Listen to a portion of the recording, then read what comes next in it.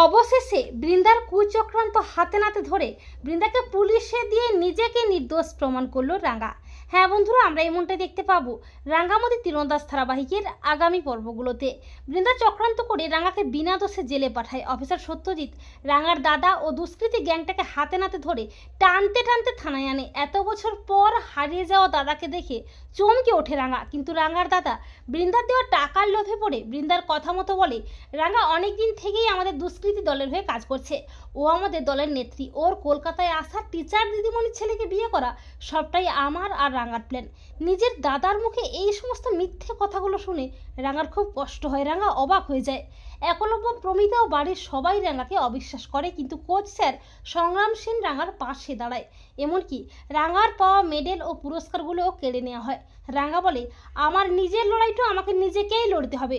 যারা আমার বিরুদ্ধে এত বড় একটা চক্রান্ত করেছে তাদের সব কটাকে তীরের ডগায় ফুঁড়ে এনে নিজেকে নির্দোষ প্রমাণ আমি করবই। রাঙ্গা সত্যজিৎকে বলে, সত্যজিৎ স্যার, আমার মনে হয় বড় বৌদিদি আমার বিরুদ্ধে চক্রান্তটা করেছে রে। অফিসার সত্যজিৎ বলে, রাঙ্গা, তোমাকে 7 দিন সময় দেওয়া হলো, তার মধ্যে তুমি আসল অপরাধীকে খুঁজে বের করে নিজেকে নির্দোষ প্রমাণ করবে।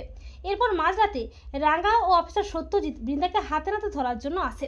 এরপর মাঝরাতে বৃন্দা যখন চক্রান্ত করছে আর বলছে, রাঙ্গা, এমনভাবে তোকে মিথ্যে চক্রান্তে জালে ফাঁসিয়েছি না, তুই চাইলেও বেরোতে পারবি না, তোকে সারাটা জীবন এই জেলের গারদেই পচে পড়তে হবে। আর ঠিক তখন তীর নিয়ে বৃন্দার সামনে হাজির হয় রাঙ্গা। রাঙ্গা বলে, তাই নাকি রে বড় বৌদিদি?